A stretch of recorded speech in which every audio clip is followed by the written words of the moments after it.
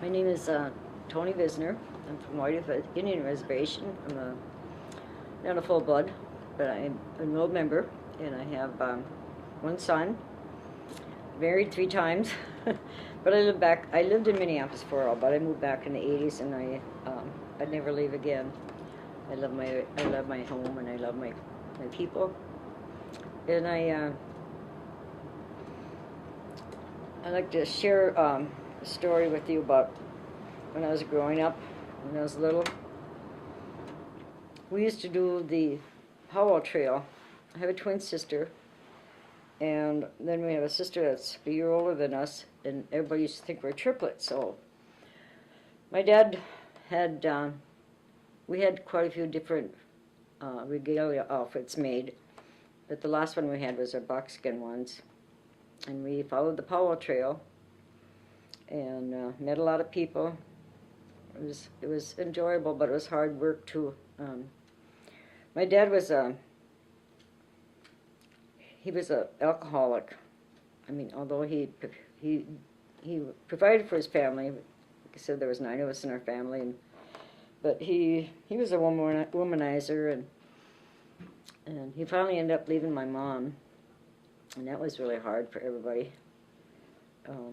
But I remember growing up in Pine Point. I love that community. That's my home. I always wanted to live back there, but I don't think that'll ever happen. I live in Whitehurst now. But I have lots of friends over there, lots of people that I really love. And I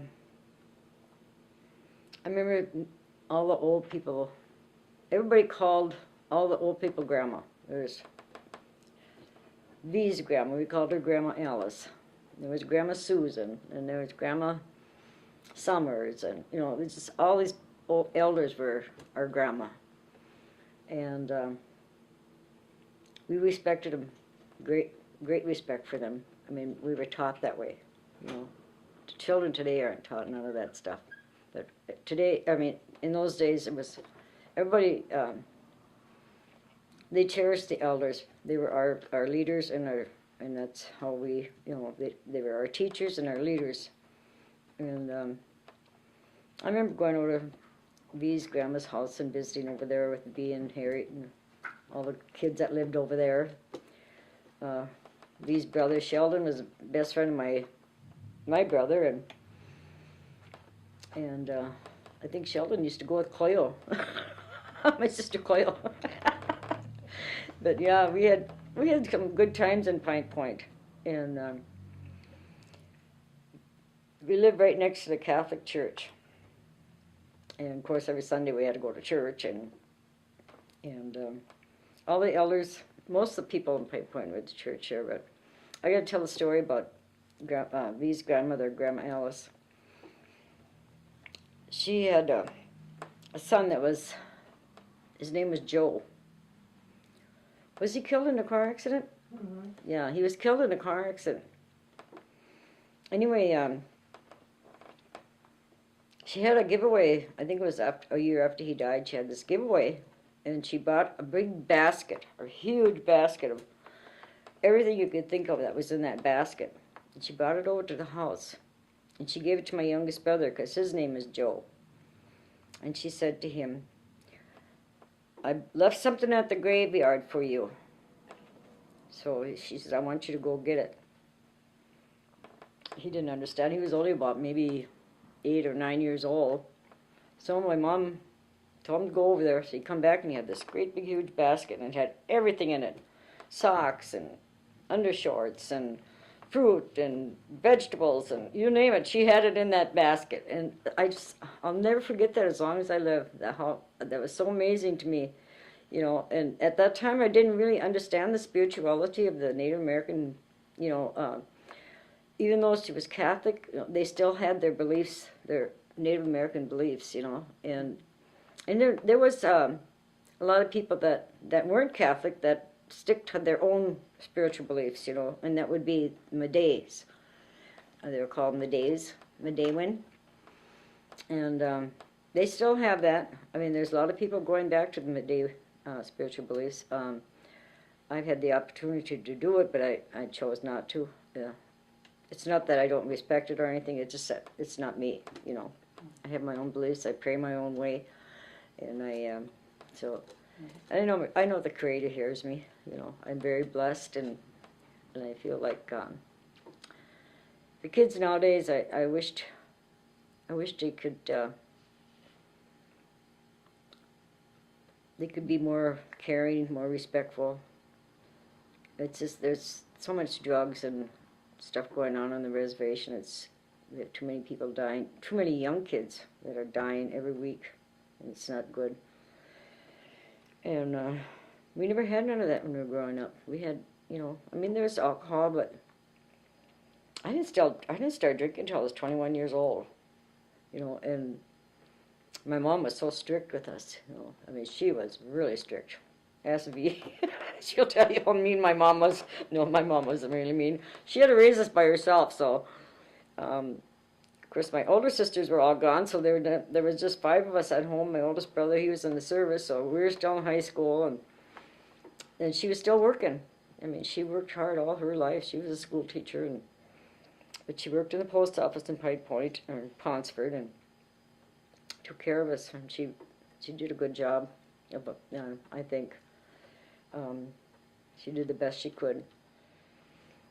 She had this yard light, and every night she'd let us go, but as soon as it was turning 9 o'clock, she'd flick that yard light, you know, flick it off and on. That's when we had to come home. Well, one night I thought, well, I'll just wait a little while, you know. Little did I know she was looking for me. When she found me, she hit me over the head with a flashlight. I said, ouch, Mom. I said, that really hurt. And she goes, you're going to hurt a hell of a lot worse than that when you get home, she said. So I took off running and ran out. And another time she caught me smoking in the toilet. Oh, my God. She chased me for, I don't know. Yeah, a lot of things we did. But, I mean, it wasn't bad things, you know. I mean, we just had good times.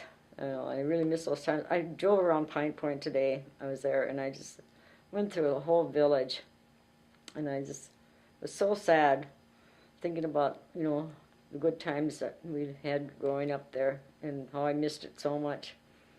It just seemed like when we were growing up, families were more caring, and everybody took care of everybody, you know. They all took care of each other. Every time somebody came to our house, or anybody's house that you went to in Pine Point, you had to eat. You know, a meal was fixed. That's the truth. I mean, every time anybody came to our house, they'd sit down and eat. And that's the way Grandma Susan was, too. We'd go to her house, and boy, she started cooking right off the bat. You know, we don't need nothing to eat. We already ate. Oh, no, you're not leaving until you eat. So she always made her tea. I'll never forget her tea, her green tea. She loved it, green tea. So, well, she always made a big pot. Anyway, when Mom and I moved to White Earth, my mom got a job here, and I got a job here in White Earth, so we moved. And we always had the intention of moving back to Pine Point, but that never happened. Somebody burnt her house down there. But we always go back and visit everybody, and at least once a month. And we'd go down and see Grandma and Grandpa. Grandma Susan and Grandpa Jim. And I did not know this, but she was talking Ojibwe to my mom. And my mom understood what she was saying, and I didn't even know my mom knew the language. She didn't speak it, but she knew how to understand it, you know. She asked us to come in and have tea or coffee. So Mom said, do we have time? I said, time for what? I looked at her, I said, time for what? She wants us to come in and have tea or coffee. I said, well, yeah. I said, but I didn't know that's what she said, because she was speaking Ojibwe, you know. But, yeah, I mean, people would come to our house and they'd talk Ojibwe, and my mother and my grandmother, her mother, both understood them, and I didn't know that they could understand that. My life is blessed. I've been blessed all my life.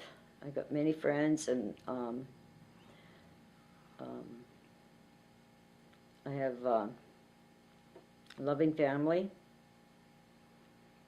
And I'm always praying for the grandmothers and the children of the world, because I love them all so much, you know. I care about children especially. And every chance I get, I'm taking care of somebody's kid. But I wouldn't have it in either way. You know, nowadays these little ones are seeing so much stuff, and they're exposed to so much stuff, and it's not good. So that's why I'm involved in the lives that I am involved in, you know, and I try really hard. And these kids I have now, they're so grateful, they're so thankful, because they always tell me, you are so good to us. We always have food to eat and nice clean clothes to wear and a nice clean house to come home to. And they just, you know, they're so appreciative, and that makes me feel really good. But I'm not doing it for notoriety or anything. I'm doing it because I love them, you know, and that's the way I feel about everybody. Anything I can do to help anybody, I will. When there's a death or anything, you know, I cook up a bunch of food and I take it to the wakes, and that's the way it always was, you know, in Pine Point when we were growing up. When there's a death or anything, they'd have these wakes, and everybody would cook, bring food, and that's the way I was taught. So I still do it, you know. It makes me feel good. I feel good about myself when I do it for others, you know. And so I wasn't like that at one time.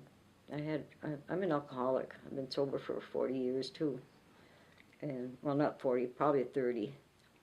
But my only regret is that when I was drinking, I have my mother to thank for raising my son, because she was there for him, and he's the nicest man. He's a loving and caring, and he's responsible, loves his family. He has 2 sons, and my daughter-in-law, I love her to death, and you know, he's just a really good man, and I thank my mom every day for that, because she was the one that was there for him. I was out partying and drinking all the time, but I made amends to him, and we talk about it a lot. And he said, Mom, he said, it's over and done with, don't worry about it. I said, but I do, you know. He knows how much I love him. I always did love him so much. In fact, when he used to come home drunk, I'd wake him up, kiss him up and hug him up, and he'd get so mad at me, you know. But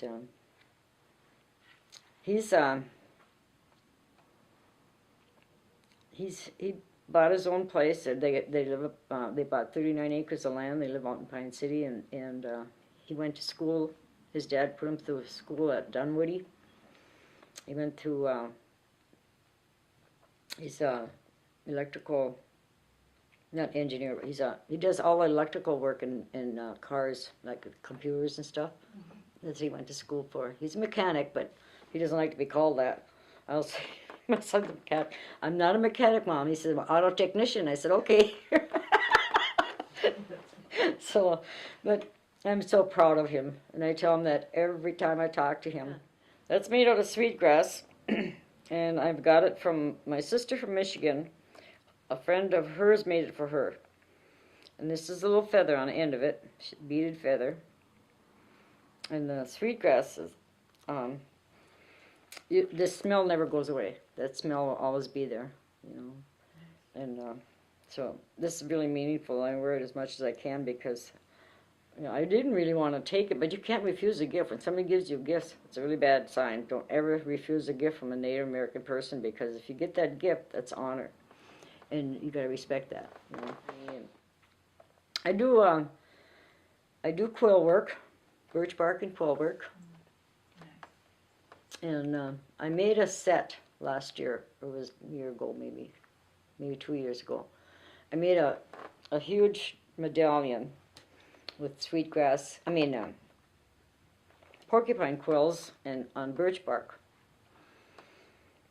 And it looked like it looked like feathers all the way around, white feathers. And then I outlined the outside with the green beads. And then I made a green beaded necklace to go on it.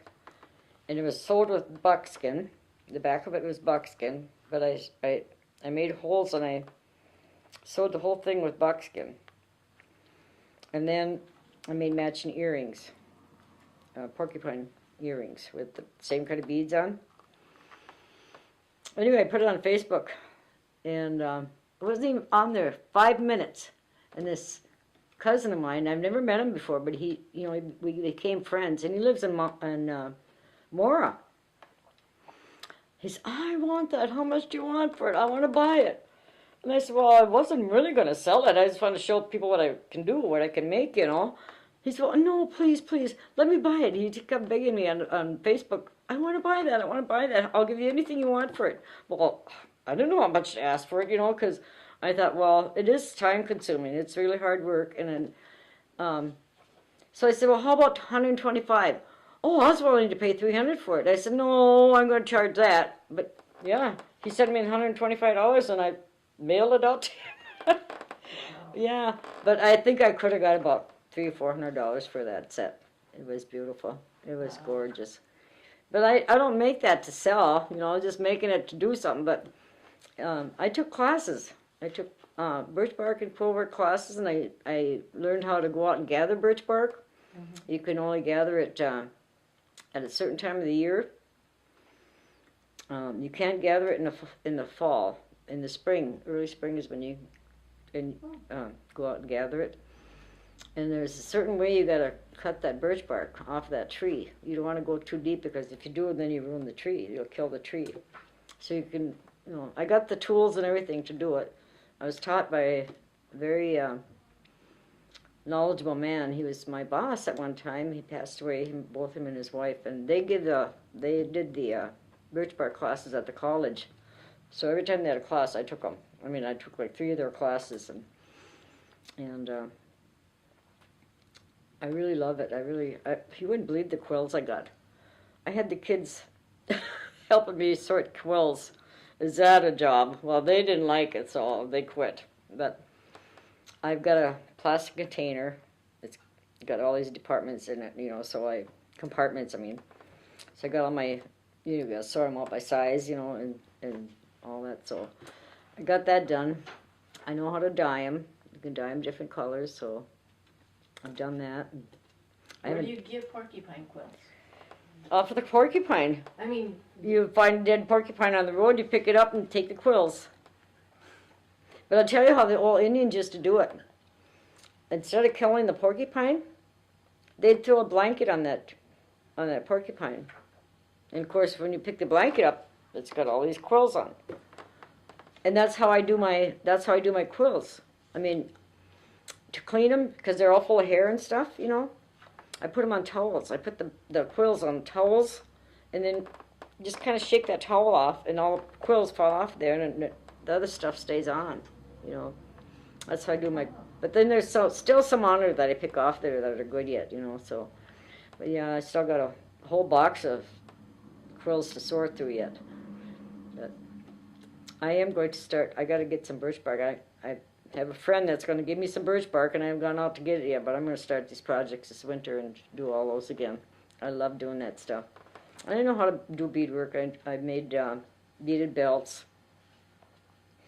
When I lived in Minneapolis, my brother Sonny and I, we used to make beaded belts, and we'd sell them. You know, he did. I did the beadwork, and then he would do the leather. You know, we'd sew the beads onto the leather.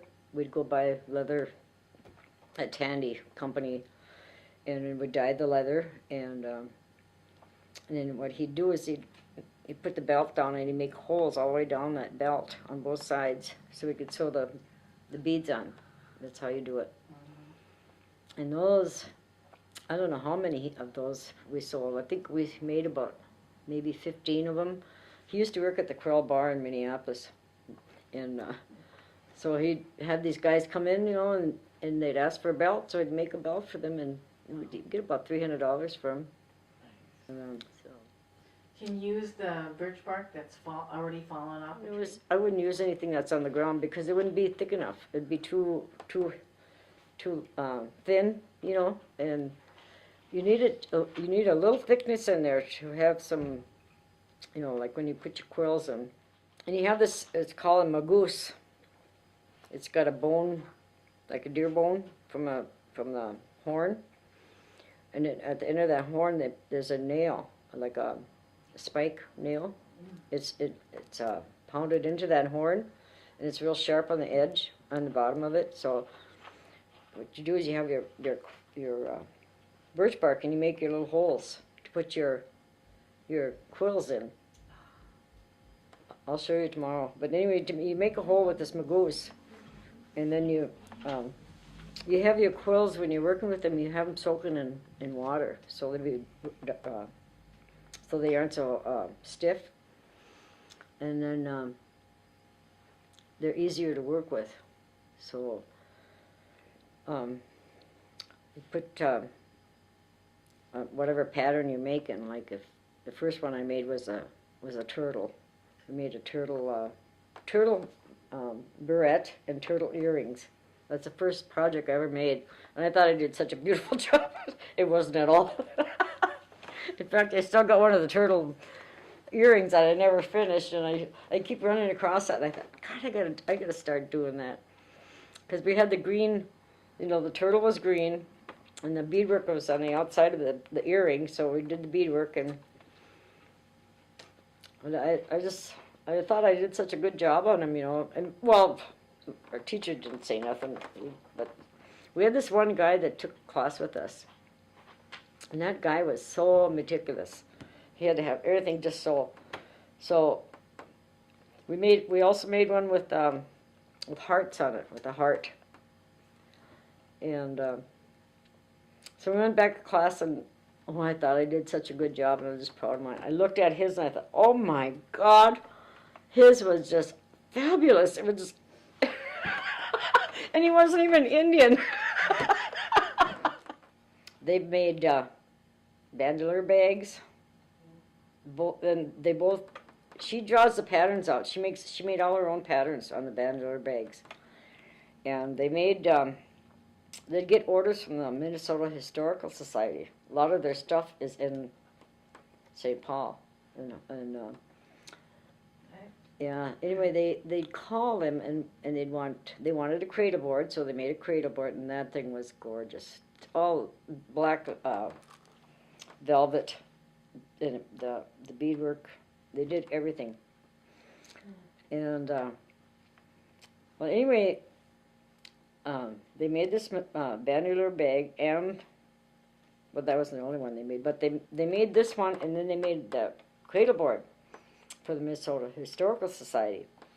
So Minnesota Historical Society donated those two items to the museum in Pine City, where the first fort was built. First fur trading post. So Ivy called me up, and she goes, Tony, she said, they're having a grand opening at that new museum. You want to come along with us? Because she knew my son lived in Pine City. And I said, yeah, I'll go. So we went over there, and it was awesome. It was just beautiful. But I seen this stuff before. I seen when they finished it and everything. But they had it in this glass case, and it was gorgeous. It was beautiful. But this museum in this fort, the guy his name was John Sayers. He came from from Michigan, but his mother was the Fairbanks. And see, I'm related to all the Fairbanks, and all this goes back when the Fairbankses came in. They came in from England. And they moved to Massachusetts. Anyway, they built this log home there, and I got a picture of that log home. I'll have to show it to you. And that's still standing today. And that was in the 1500s. Yeah, it's a historical site, and it was made by the Fairbanks family. Well, anyway, they had such a huge family, so these Fairbankses, they migrated into Michigan, then they came down into Wisconsin. Well, this John Sayers was my great-great-grandfather. I don't know, I suppose 3 generations, maybe 5 generations. Probably. Anyway, he's the one that built that fort in Pine City, and I didn't know this. And I was going to Pine City. Anyway, I seen the statue of him. It was in the park there. I seen that statue, but I didn't pay any attention. I didn't know who it was. Well, I have a cousin that lives in Ogden, Utah, and him and his wife came up here. And he did a lot of research on the Fairbankses, and that's where I got a lot of my information. But he was the one that told me about this John Sayers in Pine City. And he said him and his wife went to Pine City, and they went to that museum. It wasn't the new one, it was the old museum, but they still had the fort there. And it wasn't the original fort either, it was one that was rebuilt. So they went there, and he said, oh my God, he said, we were treated like king and queen. The people were so thrilled to meet us because we were from the Fairbanks. I said, really? I said, I've been going there for 15 years. So then when I called my son right away, and I told him, I said, Paul, I said, you got to go out to that fort. You got to go see that guy out there. And his last name was Bolio. He's still there. So anyway, my son went out there, and he treated my son with, he was just so happy to meet my son too, you know. But anyway, when Ivy and I went there, it just happened this Bolio wasn't there. But I was telling the guy that was in charge there, I was telling him about, this John Sayers was my grandfather. And oh my God, he was all interested. And he said, well, what information do you have? I said, well, I got all kinds of information, but I don't have it with me, it's at home. But I said, I got information that goes back to the 1500s and from England, And that guy was just amazed. And I said, well, that's funny because my cousin was the one that told me about this place. I said, I didn't know nothing about it, but yeah. So I found out a lot of things from my cousin. My grandfather, my great-grandfather, is buried here in Menomin. And there's it's not right in Menomin. It's out in the country, but there's a graveyard, and it's out in the middle of a field. Sorry. I drove out there, but they're not supposed to, the farmers are not supposed to take those roads out of there, but he did, this farmer did. Yeah. So you can't even get in there with the car, but that graveyard is still out there. I want to teach the kids though. I want to teach them that so when they grow up, they'll know how to do this stuff. And pass it on. All that stuff needs to be passed on to the children, and it's so important.